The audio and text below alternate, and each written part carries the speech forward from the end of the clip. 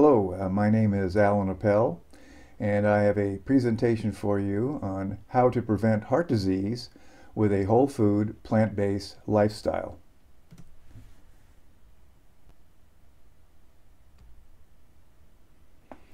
I have a 25-year career teaching people how to be successful in business while running my own successful real estate investment business. 13 years ago, I shifted to a whole food, plant-based diet and have studied this lifestyle intensely ever since.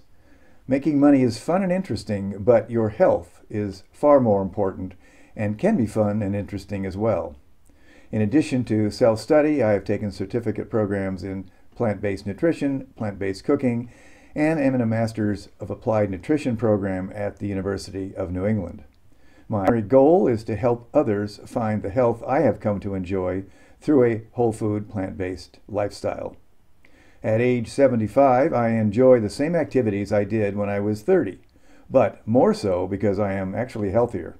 I haven't even had a sniffle since adopting a whole food, plant-based lifestyle some 13 years ago. Riding horses, mountain biking, and martial arts remain my exercise activities that I intend to enjoy for many more years. Heart disease is our #1 killer.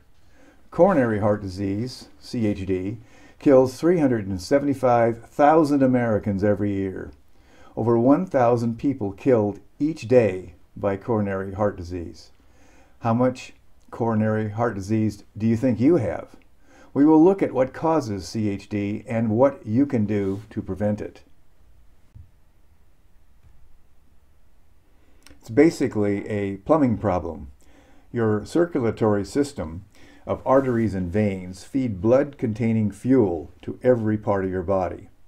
A blockage can starve and kill cells and organs like the heart. Coronary arteries crown, which is why they're called that, coronary, they crown the top of your heart and are the primary plumbing feeding your heart. A blockage here can be deadly. Your dentist regularly removes plaque. What about the plaque in your arteries? Are you at coronary heart disease risk?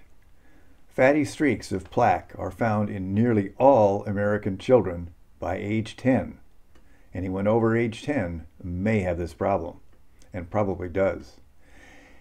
At age 22, 77% of autopsied Korean War American soldiers had CHD blockages. At age 40, 50, and 60, arteriosclerosis, fatty plaque buildup, shown by LDL cholesterol in your blood, begins killing us off. It is not whether you have CHD, you probably do, but how do you deal with it? The standard American diet, or SAD, includes a substantial amount of animal products: cow meat, fish, chicken, and dairy. That's 32% of the calories that we eat. We also include large amounts of processed plant food, 57% of the calories that we take in. Small amounts of whole grains, beans, fruits, and vegetables and nuts, unfortunately, is only 11%. Animal products have cholesterol, plants do not. Now, cholesterol may kill you. Our own bodies create all the cholesterol we need. We don't need any more. Taking in more by eating animal products can be dangerous. Total cholesterol at 200 milligrams per deciliter is considered normal, but it is also normal to die of heart disease. The multi-generational Framingham study showed no one at or below 150 milligrams per deciliter died of heart disease. Shouldn't this be the default instead of 200? The graphic below shows the progression of cholesterol buildup in one's arteries, which you may well be dealing with. Being overweight is also correlated with coronary heart disease.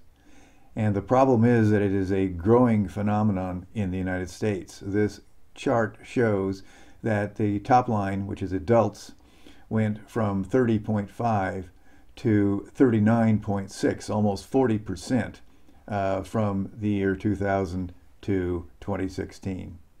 Our youth went from 13.9% in 2000 up to 18.5%. And these are very terrible trends. And this is not just being overweight, this is obesity. 2/3 of Americans are overweight, and we got 40% are obese. This is a real problem. Your inflamed plumbing system. Arteries are actually dynamic living organs. They're not just mere pipes. And these arteries contract and relax according to the food you eat. Eating meat produces stiffen arteries within hours and can reduce your ability to relax them by as much as half. When bacteria in meat, they can actually trigger an inflammatory reaction in your arteries. Now, inflammation, it can be a good thing. When you have an inflamed, swollen cut in your finger, your immune system is sending antibodies to fight the bacteria, and this is good. However, when your immune system sends antibodies to the insides of your arteries, creating a swollen pimple, and if that breaks, the life-giving blood can be blocked and can destroy organs like the heart. That plug or thrombus can also move to other parts of the body and damage organs there as well. Now let's take a look at a major study. This was by T. Colin Campbell, who's a brilliant professor at Cornell. And he and his son, they did the China study, which was of 880 million Chinese. It's a huge study. And they found a link between consumption of animal products, including dairy, and chronic illnesses like coronary heart disease, diabetes, as well as cancer. Coronary heart disease rate among American men was 17 times higher than the rural Chinese eating a plant-based diet. In Guangzhou and Sichuan provinces, of almost 500,000 people, not a single death was caused by CHD before the age of 64 during the 3-year period of their study. So this was a real shocker when you compare rural Chinese who were eating a plant-based diet with very little bits of meat on it, and compare that with the Americans who have 17 times higher than cardiovascular disease than they did. It's a horrific statistic. Then if you take a look at studies around the world, there was Dennis Burkitt, who was a physician who spent basically his entire career in Uganda running the country's hospitals, and he never saw any heart disease among his African patients. The African patients ate a plant-based diet and had no heart disease, but it was a major problem among the Asian meat-consuming patients that he had there in Uganda. Then another study, there was Japanese men who moved from Japan to Hawaii. They had an increase in coronary heart disease, and then as they moved to the U.S. mainland, they had an even greater increase in heart disease. And of course, their diet was changing to the SAD style diet. When people migrate from low coronary heart disease plant-based countries to high-risk ones like the US and Europe, the rates dramatically increase in heart disease. Then there are the blue zones, and you can see one of the elderly people there doing a little exercise. Dan Buettner had a National Geographic funded study, and he identified 5 areas around the world where people live the longest. They are Okinawa, Japan, Sardinia, Italy, Nicoya, Costa Rica, Ikara, Greece, and among the Seventh-day Adventists in Loma Linda in Southern California.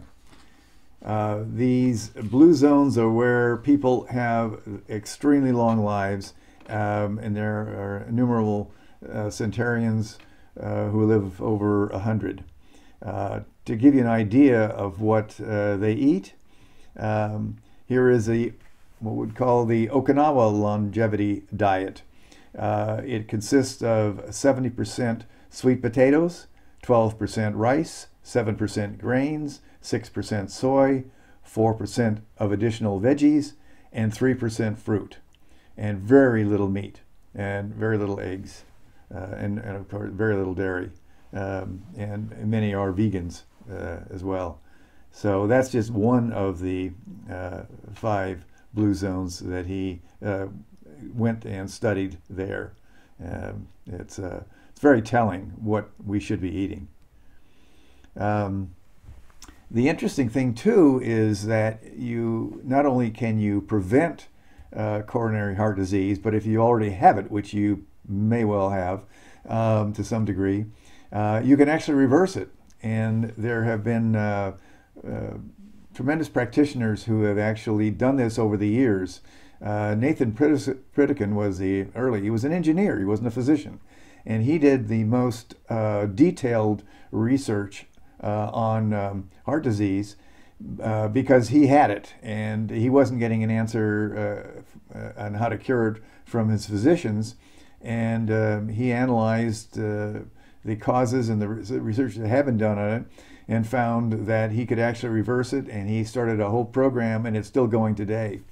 Dean Ornish is another major person in this area, so is Caldwell Esselstyn and John McDougall.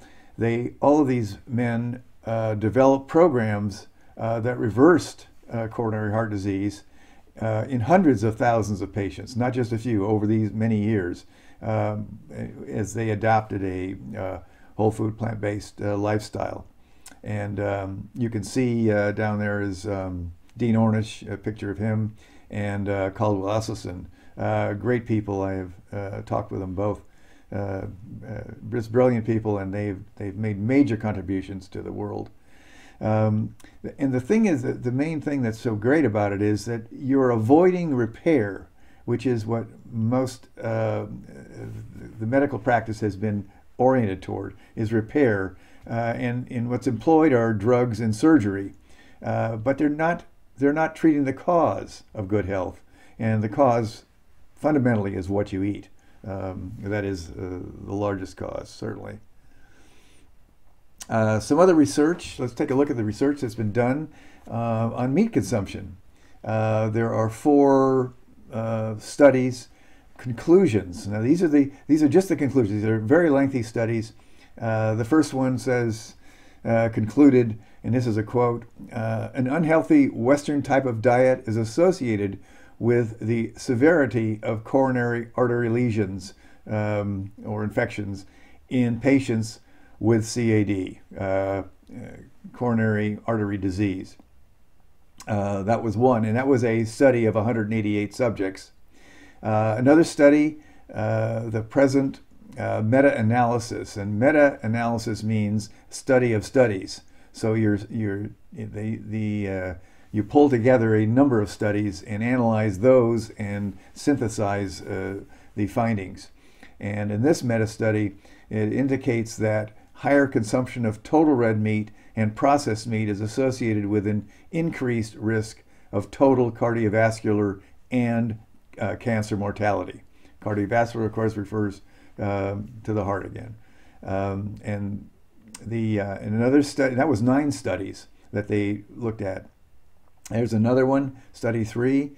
The quote that they concluded was, these results indicate that high consumption of red meat, especially processed meat, and processed meat is the worst.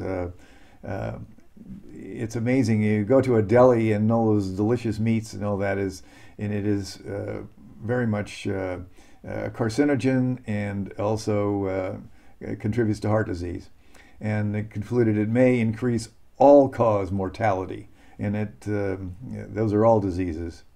The 4th study regarding meat, findings from this meta-analysis, and that is 5 studies, indicate that consumption of red and or processed meat increase risk of stroke, which of course is a blockage of the blood in your brain, in particular ischemic stroke. Let's summarize what these studies showed. People who consumed 2 servings per day, that's roughly 7 ounces, of red meat, were 16% more likely to have a heart attack and 30% more likely with processed meat. So processed meat, of course, is worse. All-cause mortality was, interestingly, 29% for the red meat and 23% for the processed meat, like deli products. Yes, you may end up with a 75% chance of not getting these afflictions, but it's like playing Russian roulette to do so. Now let's take a look at some whole food, plant-based lifestyle research. And there are 4 studies I want to point to here. And these are the conclusions from these studies. The first one was 16 studies. It was a meta-study of 16 research projects. And the quote is, "This meta-analysis provides further evidence that a higher consumption of fruit and vegetables is associated with a lower risk of all-cause mortality, particularly cardiovascular mortality." 16 studies showed that. Another summary, let's see, is a quote from the conclusion: "Fruit and vegetable intake were associated with reduced risk of cardiovascular disease, cancer, and all-cause mortality. These results support public health recommendations to increase fruit and vegetable intake for the prevention of cardiovascular disease, cancer, and premature mortality." And here's another study, number 3, that was of 114,000 subjects, huge study. The quote is, the conclusion: "These data support a protective relationship between consumption of fruit and vegetables, particularly cruciferous and green, which are green leafy vegetables, and citrus fruit and juice, and ischemic stroke risk." The cruciferous vegetables are like cabbage, broccoli, kale, very healthy. And the idea of cruciferous means is a cross, and it's these are sort of flower type vegetables that have four petals coming out from them, and that's why they're referred to as cruciferous. Extremely antioxidant, very healthy plants to eat.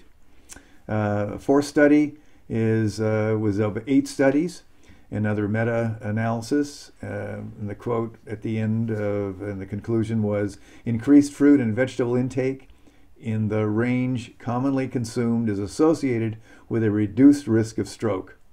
Our results provide strong support for the recommendations to consume more than 5 servings of fruit and vegetables per day, which is likely to cause a major reduction in strokes."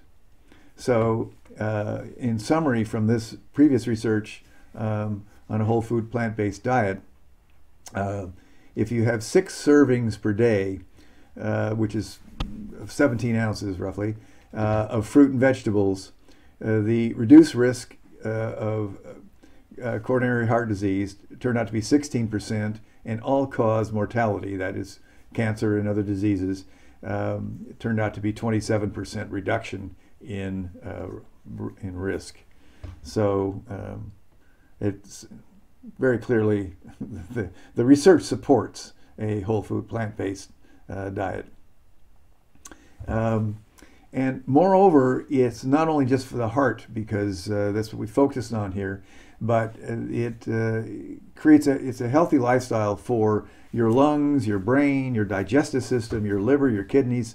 And when you strengthen the immune system, which is what you do with a plant-based diet, if you it is generally with it'll fend off disease from the common cold to diabetes to high blood pressure to cancer. One diet, you don't have to specialize. One healthy plant-based diet will cover all the bases.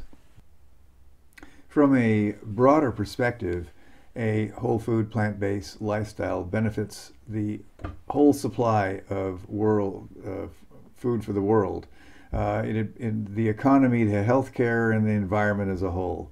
If you are eating grain directly instead of having a cow eat it and then you eat the cow, you're cutting out, quite literally, the middle cow.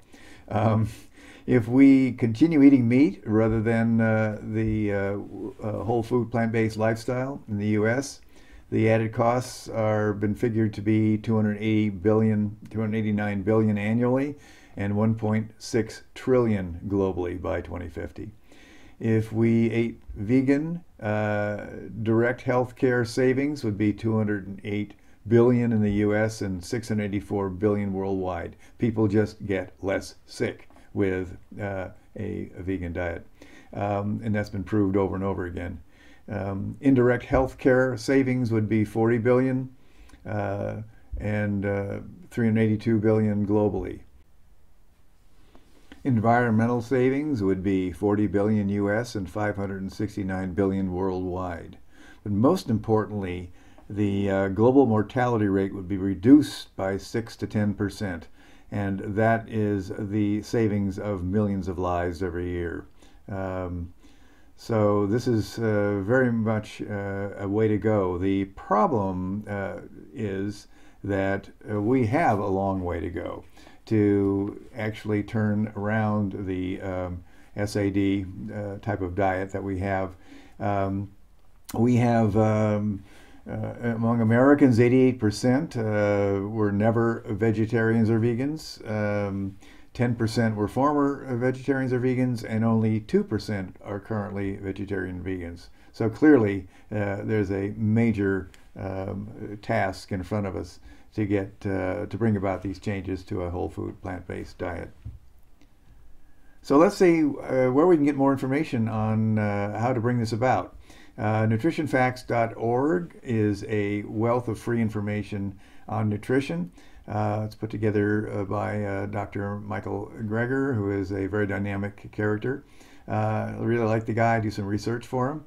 And he offers a free site, a nutrition site, and you can subscribe for free and receive videos daily on what he's researching and finding out. And he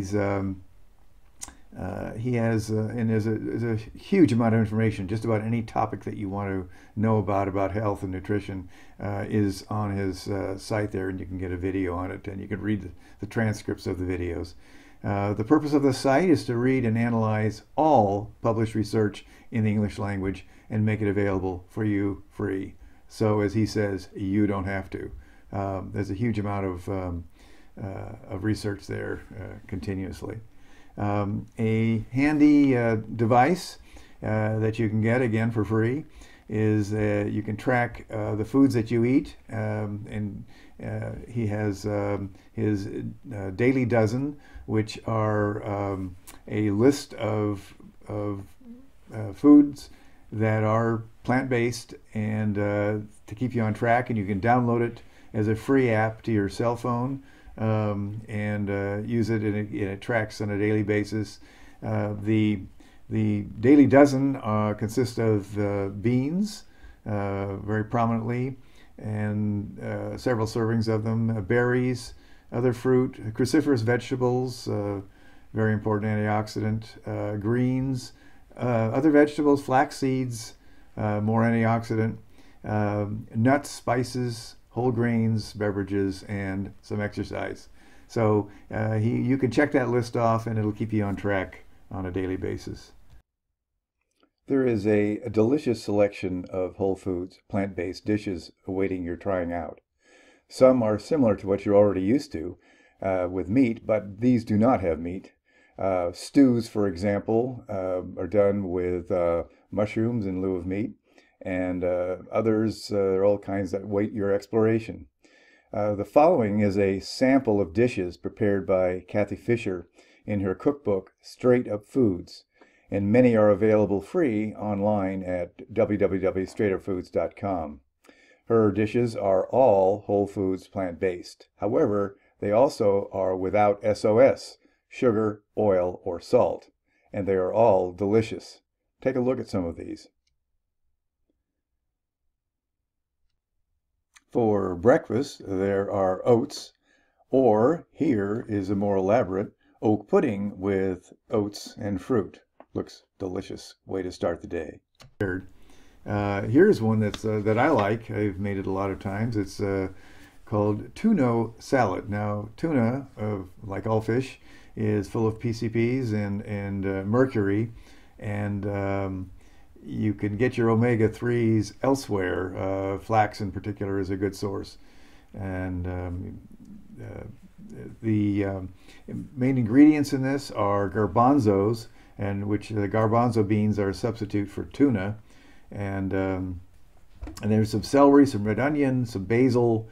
Then there's a dressing that you make with cashews and that you run in a blender.